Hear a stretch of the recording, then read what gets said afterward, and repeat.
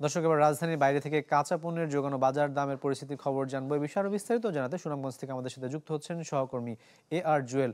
জুয়েল, দেখতে পাচ্ছি যে আপনি একটি বাজারে দাঁড়িয়ে রয়েছেন, সেখানে আসলে নিত্য পণ্যের কি অবস্থা দেখছেন? বিশেষ করে রাজধানী সহ আশপাশের জেলাগুলোতে কিন্তু সয়াবিনের দাম বাড়ানো হয়েছে, এর পাশাপাশি সবজির দরে বেশ খানিকটা ঊর্ধ্বগতি দেখতে পাচ্ছি আমরা। রাকিব, রাজধানীর মতো কিন্তু আসলে আমাদের সুনামগঞ্জে হাওর অঞ্চল, সেই হাওর অঞ্চলে কিন্তু আসলে যে নিত্যপণ্যের যে দাম সেটা আসলে খুব একটা তফাৎ নেই।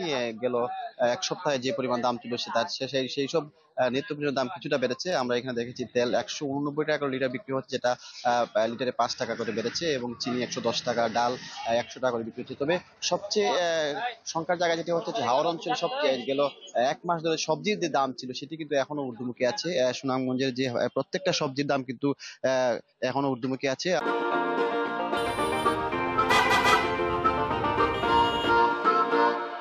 আমরা দেখেছি যে বাজারে প্রত্যেকটি সবজি 80 থেকে 100 টাকা করে বিক্রি হচ্ছে। কোনো কোনো সবজি আপনার 150 থেকে 200 টাকা করেও বিক্রি হচ্ছে। আমরা একটু যদি সব পুরো বাজার ঘুরে দেখেছি যে যে সবজির বাজারে এখন সিম বিক্রি হচ্ছে 200 টাকা কেজি, করলা 80 থেকে 90 টাকা কেজি, চিন্তা এবং যে ঢেঁড়স সেটি কিন্তু 100 টাকা করে কেজি বিক্রি হচ্ছে। এবং যার কারণে কিন্তু হাওরের যে মানুষজন তারা বলছেন যে হাওর এলাকা আসলে সবজির এলাকা, তারপরেও কিন্তু সবজির সেই দাম তারা আসলে অনেকটা হতাশ। এবং গেল 1 মাস ধরে যে সবজি বাজার ছিল সেটি কিন্তু এখনো কমেনি। এবং যে ক্রেতারা আছেন তারা আসলে অভিযোগ করেছেন যে সবজির দাম একটা সিন্ডিকেটের কারণে হয়তো সবজি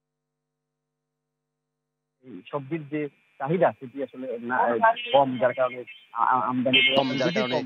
এই কারণে আমদানি এবং সবজির দাম রপ্তানি দুটোই কম।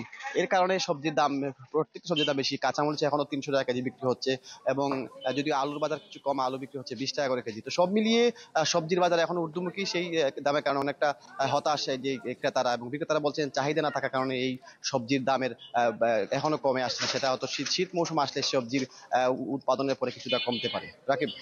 জুয়েল, আপনাকে ধন্যবাদ আমাদের সাথে যুক্ত হওয়ার জন্য। দর্শক, বাজার দরের খবর জানাতে যুক্ত হয়েছিলেন সহকর্মী আর জুয়েল।